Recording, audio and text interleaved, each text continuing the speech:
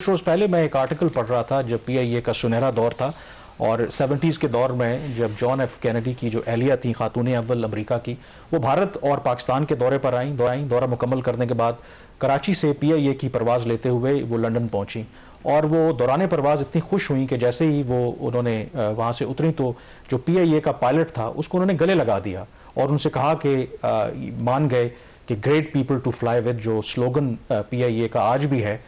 ایک وہ پی آئی اے تھی اور اس کے بعد ہم نے دیکھا کہ پی آئی اے نے یہاں پر جو بڑے جہاز بوئنگ اور پوری دنیا میں ایک وقت ایسا تھا کہ افریقہ سے لے کے یورپ کینیڈا ہر جگہ پہ جو پاکستان کی ایئر لائن ہے اس کے آپریشنز ہوا کرتے تھے لیکن شہباز وہ سنہری دور تھے اور پھر طریقے سے پی آئی اے نے جو ایک غلط ٹرن لیا اسی طرح سے لگتا ہے کہ ہمارے ملک نے بھی ٹرن لیا اور آج یہ عالم ہے کہ ہم باوجود تمام کوششوں کے پی آئی اے کو بیچنا چاہتے ہیں اور خریدنے کے لیے کوئی تیار نہیں ہے. جو بیڈنگ کی ایک اٹیمپٹ ہوئی تھی اس میں کامیابی نہیں ملی لیکن کچھ رکاوٹیں اب دور کی گئی ہیں تو کوئی ہے امید ہمیں اب کہ ہمارا مسئلہ یہ ہے نا کہ ہم جو سنہری پاسٹ ہے اپنا اسے باہر نہیں نکل پا رہے. کہا جاتا ہے اب پتہ نہیں کتنا سچ ہے کہ سنگاپور ہم سے ہمارا 5 ایئر پلان لے کے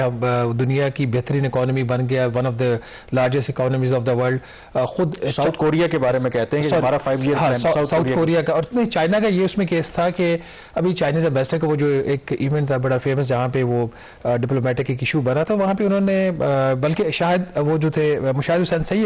انہوں نے یہ بات کی تھی کہ کس طریقے سے 1980s میں جب چائنیز پاکستان آتے تھے اور وہ کراچی جاتے تھے, کراچی کی ڈیولپمنٹ دیکھتے تھے اور پاکستان کی ایئر لائن کے حوالے سے بات کرتے تھے اور جو ایچ بی ایل کا ہیڈ کوارٹر ہے اس کے سامنے کھڑے ہو کے تصویر بناتے تھے اور لوگوں کو بتاتے تھے کہ یہ ایشیا کی ٹالسٹ بلڈنگ ہے. پاس گولڈن پاس ختم ہو گیا. آج سے چند سال پہلے میں نے دبئی سے اسلام آباد کی پی آئی اے کی فلائٹ جو میں نے تہیہ کیا کہ آئندہ یہ فلائٹ میں نے نہیں لینی. میں آپ کو اپنی ایگزامپل بتا رہا ہوں. 2 ڈیولپمنٹس ہوئی ہیں پی آئی اے کے فرنٹ کے اوپر اسی ہفتے. ایک تو یہ کہ جو 2 بڑے ایشوز تھے جس اس وقت کہا جاتا تھا کہ جس کی وجہ سے جو پی آئی اے کی جو پرائیویٹائزیشن تھی وہ ناکام رہی, جو سیریس پارٹیز تھیں وہ واک آؤٹ کر گئی. وہ یہ تھا کہ ایک 18% سیلز ٹیکس ہے جو اگر کوئی جہاز لیز پہ لیتی ہے پی آئی اے جو بھی اس کا انویسٹر ہوتا ہے وہ تو اس کے اوپر 18% جی ایس ٹی پے کرنا پڑتا ہے. ایک وہ ایشو تھا جس کو نان نیگوشیبل ڈکلیئر کیا تھا جو سیریس جو بیڈرز تھے انہوں نے. اور دوسرا ایشو یہ تھا کہ اس کی جو بیلنس شیٹ تھی اس میں سے آپ کو پتا کہ 623 ارب روپے پہلے اس میں سے سائڈ پہ کر کے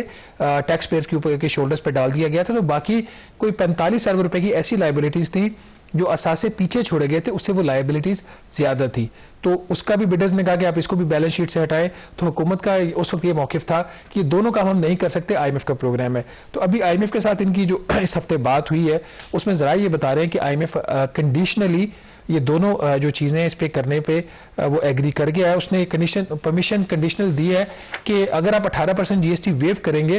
تو میک شیور کہ اس کا پھر جو استعمال ہو وہ انٹرنیشنل روٹس کے اوپر ہو, کیونکہ اس میں جو بھی جہازی لیز پہ لیے جاتے ہیں. آرگومنٹ ہماری طرف سے یہ دیا گیا تھا کہ گلف میں اور باقی جو گلوبل ڈیسٹینیشن ہے وہاں پہ اس قسم کی کوئی ٹیکسیشن نہیں ہے. تو جو نیا انویسٹر ہوگا وہ جہاز تو نہیں لے آئے گا, آپ کو ٹیکس بھی دے دے گا, وہ کمپیٹ نہیں کر پائے گا. تو اس لیے آپ یہ ٹیکس ویو کر دیں. تو ایک تو یہ کنڈیشنل چیز ہوئی ہے. دوسرا اس کے اندر یہ چیز ہوئی ہے کہ جو لائبلٹیز والا بھی ہے انہوں نے کہا جی ٹھیک ہے جہاں پہ آپ نے اتنی زیادہ لائبلٹیز پہلے پاک کی ہوئی ہیں تو یہ بھی کر دیں, بٹ میک شیور کہ لائبلٹیز کو پاک کرنے کا مقصد یہ ہے کہ آپ نے پی آئی اے کو بیچنا. یہ نہیں ہے کہ بیلنس شیٹ کلین کر دیں,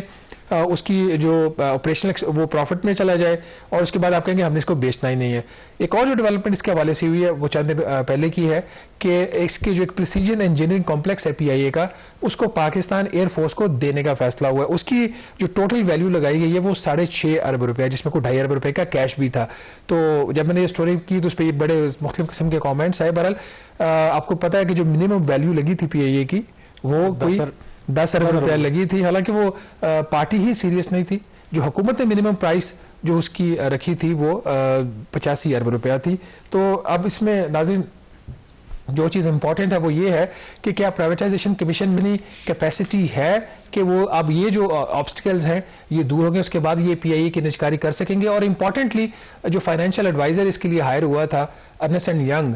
جس کی جو حکومت نے اس وقت اس کی جو ایسٹیمیٹ تھا اس کی کاسٹ کا وہ 2 ارب روپے کے قریب بنتا تھا. خود جو سیکریٹری پرائیویٹائزیشن نے ایک پارلیمانی کمیٹی کو بتایا. تو پرائیویٹائزیشن منسٹر نے کہا کہ ان فائنینشیل ایڈوائزر کی وہ اہلیت ہی نہیں تھی کہ وہ اس ٹرانزیکشن کو ہینڈل کر سکے. تو اگر یہ جو دو بڑی آبسٹیکلز ریموو ہو گئی تو اس کے بعد اب حکومت کے سامنے پھر ایک بڑا ایک چیلنج ہے کہ کتنے مختصر عرصے میں پی آئی اے کی پرائیویٹائزیشن ہوتی ہے. کیا اسی ایک